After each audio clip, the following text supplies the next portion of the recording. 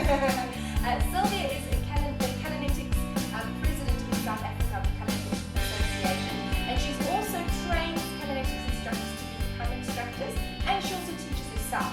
So I'm going to be asking her a little bit more information about Callanetics today, because it's something that I didn't even know existed. And obviously, first of all, I want to find out from you, Sylvia, what is your story? Where did you start with Callanetics? Where does it come from? Where does it come from for you? Just a little bit more info on you. Well, just in a nutshell, I used to, a very long time ago, be an aerobic teacher and sort of body toning teacher, and then Callanetics came on the market, the original Callanetics, coined by Callan Pinkney.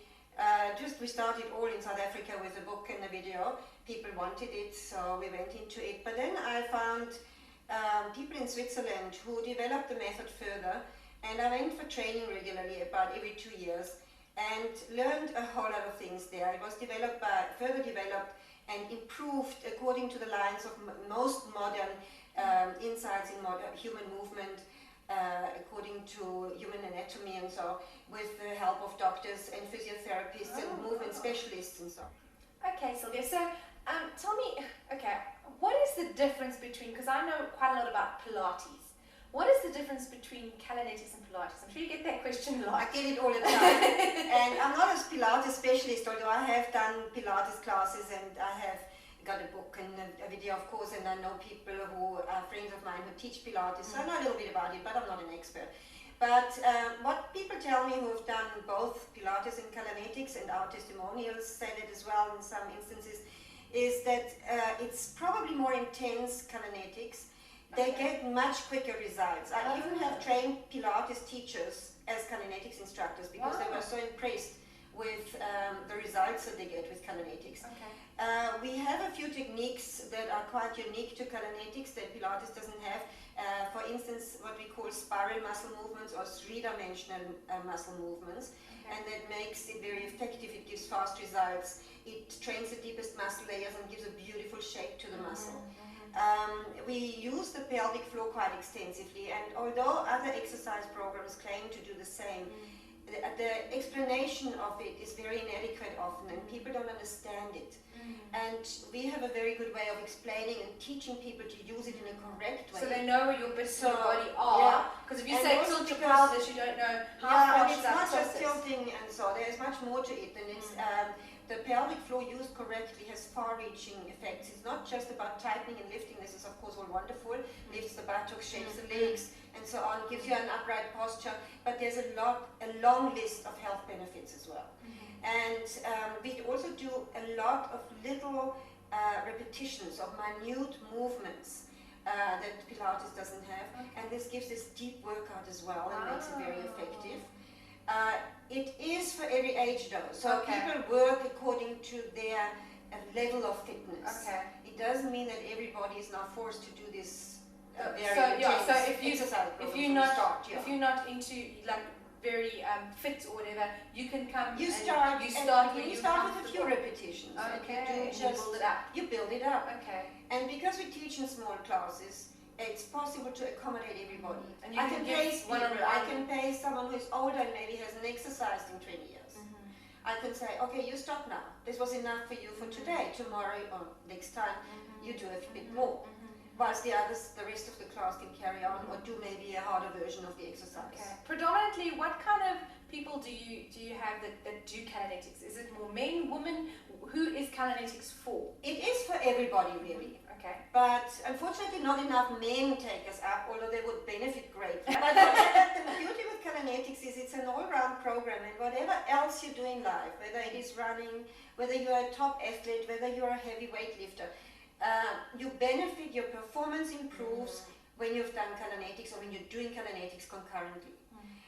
The techniques are such that you really can soar in other ways. So it doesn't matter how fit or unfit you are, you will benefit from it. And often we get men with steel muscles who cannot sit upright in the correct way or do a three-dimensional muscle movements for more than a few seconds at first. So it has actually nothing to do with how fit you are. It's the technique. The technique and learning how to have more space in your body, I assume as well. And posture.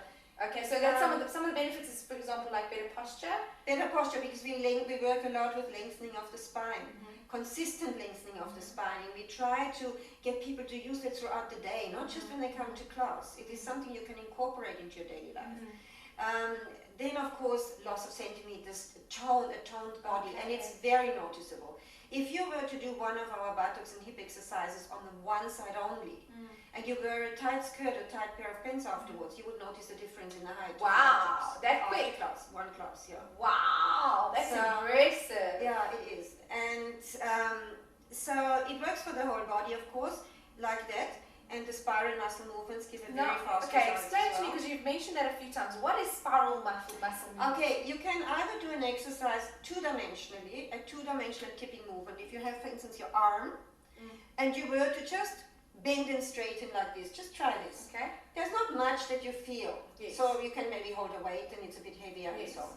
But if you now rotate that arm with the little finger rotating to the thumb, now you first of all feel it in the static position already, through the arm to in between the shoulder blades.